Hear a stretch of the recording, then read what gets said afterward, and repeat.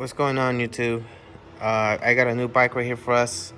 We're gonna do some handlebars. We're gonna take these pullback T-bars off, risers with the relocation bracket for the odometer. We're gonna put it pretty much back to stock. We're gonna run factory 47 bars. So I think he's got the assaults on there, but man, this bike is hella clean. I appreciate the customer for bringing it by and trusting me with it. This has a stage 4 on there, and this thing sounds mean.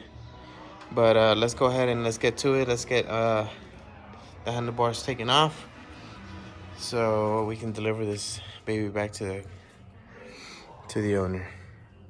Cool. This is your before, and we'll come back right back with your after.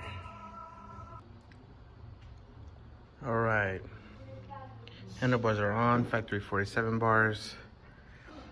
Still missing a few pieces since he's got Olin shocks with the triple tree. That's why he's got that gap in there, but other than that, it's pretty good. He's got the cover for this, so we'll take care of that once we get everything else buttoned up. But everything else is good, and since we had to get into the wiring harness, the whole front end is gone. So let's go ahead and put this back together, and you'll see how it looks at the end. Here we go. And just like that, we got this bike done. Almost done. I just got to put the windscreen on. Everything looks really well. Just a little bit of a gap, as I mentioned earlier. But aside from that, it looks pretty good. The customer has a cover plate for that ignition lock, or the steering lock in this case. But man, this bike is sick. I love the headlights, I love the turn signals and the passing lamps. These are badass.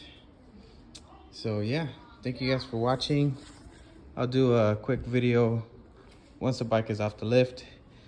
And yes, tell me how you guys like it. Comment